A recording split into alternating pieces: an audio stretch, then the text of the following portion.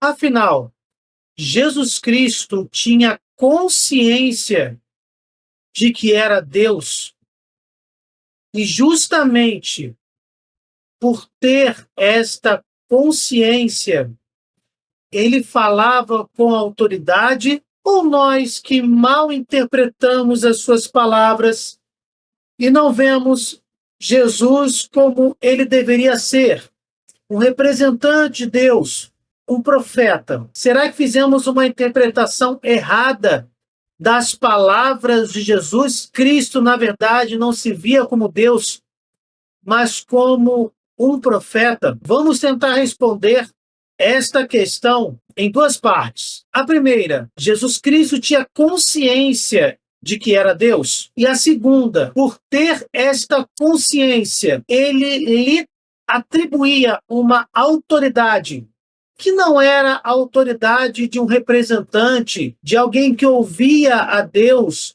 de um profeta, mas a autoridade do próprio Deus. Meus irmãos, lendo os evangelhos, nós percebemos uma intimidade muito profunda entre Jesus e o próprio Deus. Jesus, por exemplo, chama a Deus de Abá, como meu pai, numa relação muito íntima e em sentido único. Jesus diz a Madalena: subo a meu pai e a vosso pai. Ele faz uma diferenciação de paternidade entre Jesus e Deus Pai. Existe uma relação mais íntima, única, diferente da relação entre este mesmo Deus Pai e os outros homens, como Pedro, como José, como Tiago, como Maria Madalena. Esta relação de Deus com Jesus era uma relação única, que ele não conseguia transferir para os outros. Tudo me foi entregue por meu Pai, e ninguém conhece o Filho senão o Pai, e ninguém conhece o Pai senão o Filho, a quem o Filho o quiser revelar. Quando Pedro confessa que Jesus é o Cristo, o Filho do Deus vivo, Jesus logo observa que Pedro era bem-aventurado, e esta afirmação lhe foi revelada pelo próprio Espírito Santo. Poderíamos aqui citar várias passagens onde Jesus, sim, demonstra que tem consciência de ser Deus e não de ser um grande profeta do Altíssimo. Não existe uma interpretação errada das palavras de Cristo. Vamos analisar somente aquelas em que Jesus é enfático ao dizer que ele é o Eu Sou, o nome que o próprio Deus, no Antigo Testamento, em Êxodo 3, versículo 14, revela a Moisés. O eu que falava em Jesus tinha a mesma dignidade do eu de Javé. Quando tiverdes elevado o Filho do Homem, conhecereis que eu sou. Em verdade vos digo, antes que Abraão existisse, eu sou. Eu vou-lo digo agora, antes que aconteça, a fim de que, quando acontecer, vós creais que eu sou. Se não crerdes que eu sou, morrereis em vossos pecados. Esta fórmula, esta expressão, eu sou, vale repetir, ressoa o nome de Javé revelado em Êxodo 3, verso 14, a Moisés. E significa: eu sou Deus, eu sou o único Deus. Eu, Javé, sou o primeiro, e com os últimos ainda serei o mesmo. Ou seja, eu sou. Eu não fui, nem eu serei. Eu simplesmente sou, emancipado das leis do espaço e do tempo, até porque este Deus que é autossuficiente criou o espaço e o tempo. Ouve-me, Jacó, Israel, a quem chamei. Eu sou. Sou o primeiro e sou também o último. A minha mão fundou a terra. A minha destra estendeu os céus. Possais compreender que eu sou.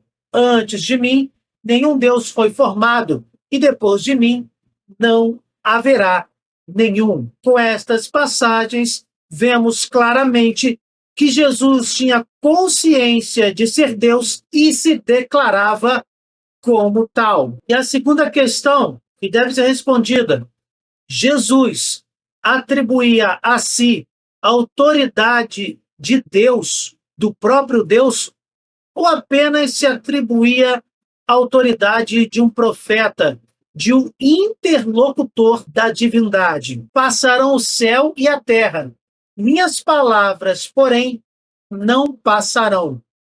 Jesus claramente não diz aqui que as palavras de Deus não passarão. Ele fala na primeira pessoa.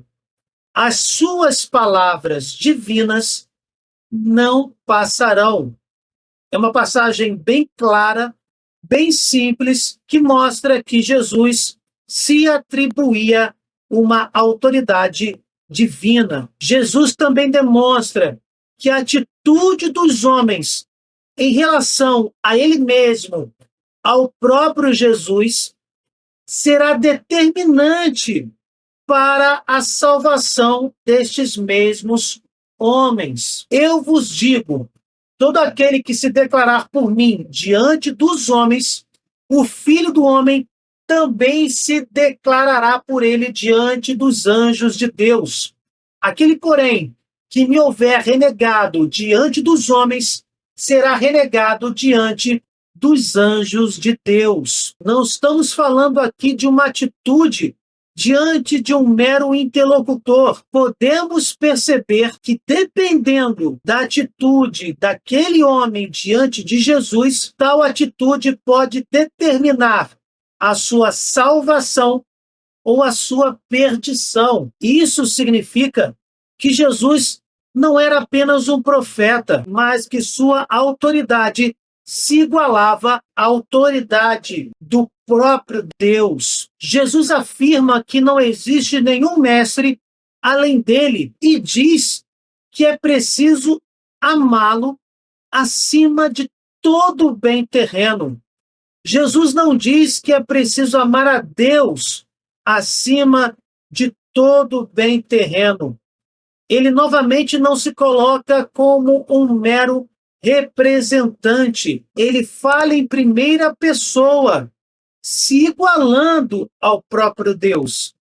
Se é preciso amar a Deus sobre qualquer bem terreno, é preciso amá-lo sobre qualquer bem terreno. Aquele que ama pai ou mãe mais do que a mim, não é digno de mim.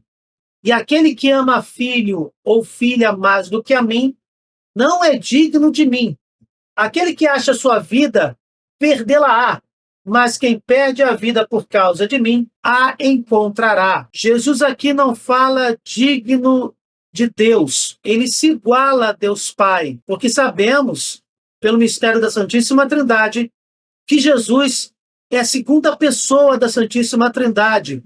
O Verbo de Deus, Deus Filho. Esta autoridade declarada pelo próprio Jesus era tão clara que os cristãos da igreja nascente tinham conhecimento de que Jesus era o próprio Deus e que a sua autoridade, obviamente, era uma autoridade divina. E como já dito, este conhecimento da autoridade divina de Jesus não veio de forma tardia, não veio depois. Ela já existia na igreja nascente. Os primeiros cristãos professavam Jesus como filho do Pai, igual ao Pai em perfeição. Podemos ver isso no hino litúrgico de Paulo, na sua carta aos Filipenses, que data aproximadamente